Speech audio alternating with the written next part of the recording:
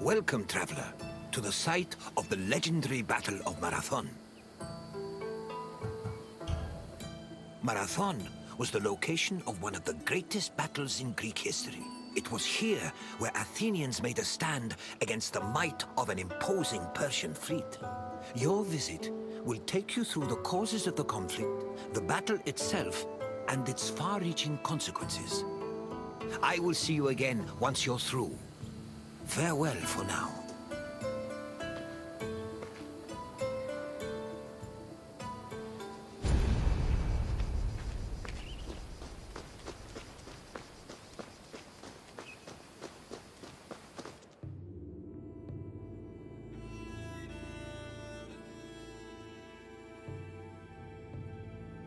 In 490 BCE, 600 Persian triremes landed on a beach 35 kilometers north of Athens.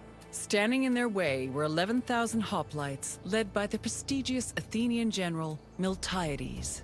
The Persian forces outnumbered the Greeks approximately 5-1, and yet the smaller force managed to push back their would-be conquerors. The Battle of Marathon was a major turning point in the Greco-Persian Wars, and the Athenians' victory would be celebrated for many years. The modern-day distance-running event is named a marathon in memory of a soldier from the battle who ran back to Athens to announce their victory, though whether this is real or legend is uncertain.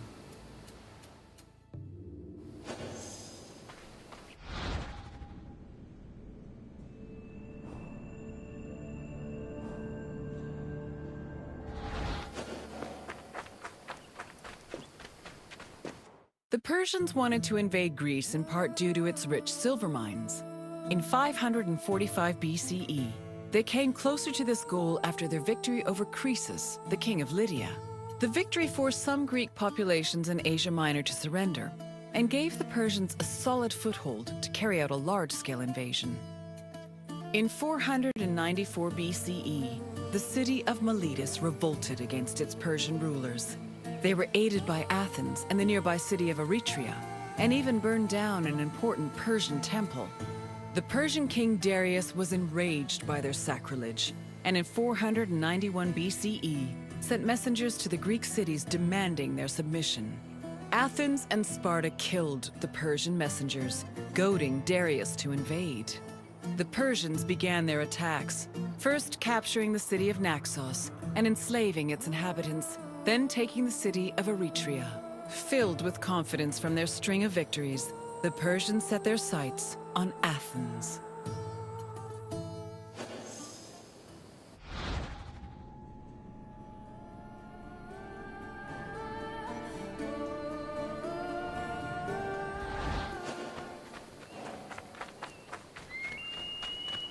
The Greeks were surprised by the ferocity of the Persian attacks. Seeking aid against the upcoming invasion, Athens was forced to appeal to other cities for help. In a surprising move, they asked for aid from Sparta, known for having the strongest army in Greece. The Spartans agreed to the request, but they were unable to send reinforcements in time due to the religious feast of Apollo Carneos, which forbade them from leaving their city until the next full moon. The only extra help Athens managed to acquire was from the small Boeotian city of Plataea, which sent an additional 1,000 hoplites. This was the first time in Greek history that their entire civilization was under attack from an external invader. Despite sharing the same language and same religion, Greek city-states had often warred amongst themselves. The Persian invasion was the first time they realized the necessity of collective action to ensure their survival.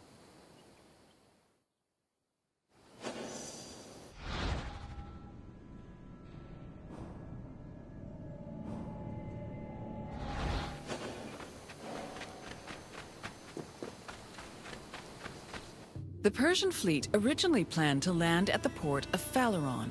However, the exiled Athenian tyrant Hippias, who sided with the Persians, advised them to land at Marathon instead, where it would be easier to deploy cavalry. The Athenians were unaware of the Persian battle plans and left Marathon undefended. This allowed the Persians to quietly set up camp on the beach, while Athens scrambled to mount a defense.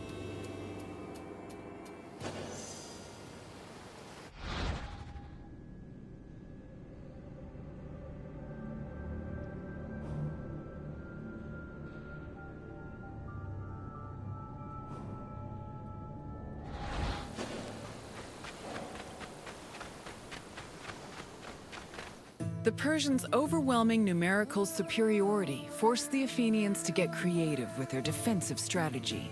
The city sent 10,000 hoplites, along with the extra 1,000 Plataean reinforcements, to a hill located above the Persian encampment. Once in position, Athenians had to decide whether to wait for the Persians to attack or to strike them first.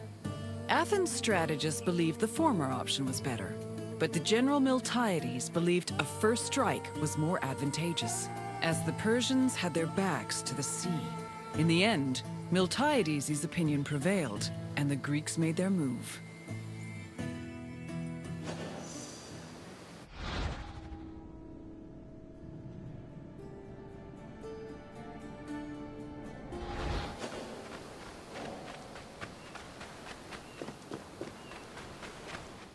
According to Herodotus, the Greek forces charged at the Persians without archers or cavalry. The Persians were unprepared for what they saw as an act of madness. While they were able to hold the Greeks back at first, they were eventually pushed back to their ships and forced to retreat. The Persians suffered heavy losses during the battle, with approximately 6,400 casualties. The Athenians, on the other hand, only lost 192 soldiers.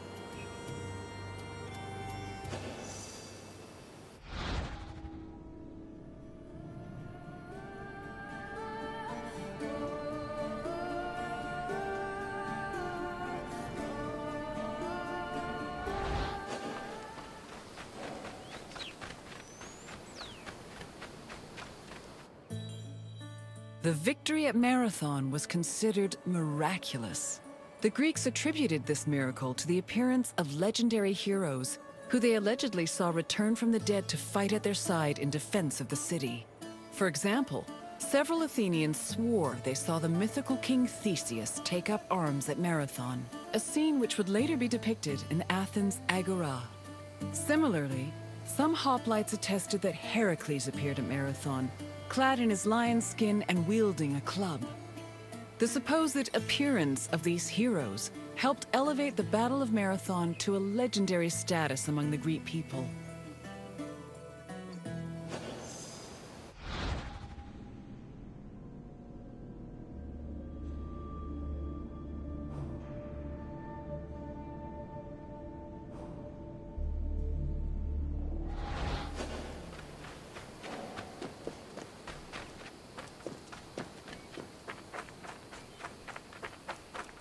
After the Persians fled Marathon, they tried to invade Athens by way of the Bay of Phaleron. However, this gave the Athenians time to return to their city and mount a proper defense. Fearing further losses, the admiral of the Persian fleet called off their attack, and the Persians returned to their empire. Darius was furious at the campaign's failure and decided to seek vengeance in a retaliatory expedition from both land and sea. Meanwhile, Sparta begrudgingly congratulated Athens on their victory.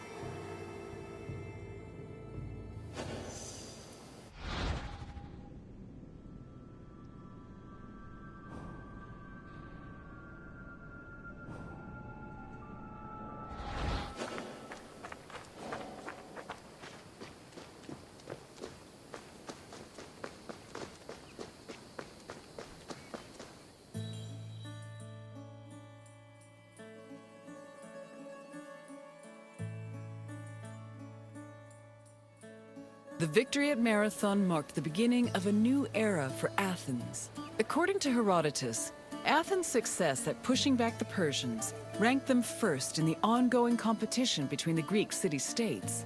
The Athenians immortalized their prestige by erecting monuments in both their own city and in Delphi. The Battle of Marathon was also perceived as a blow against tyranny. Tyranny went from being perceived as a simple flaw in authoritarian excess to major treason against the homeland, a sin that rulers would take great pains to avoid being accused of.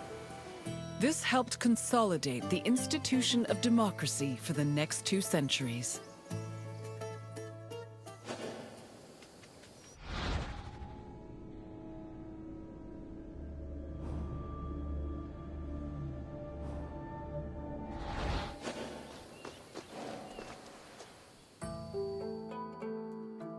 I hope you enjoyed this look into the famous Battle of Marathon.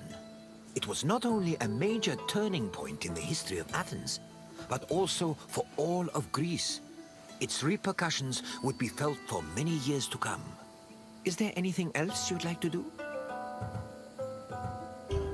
Farewell, traveler. I hope to see you again soon.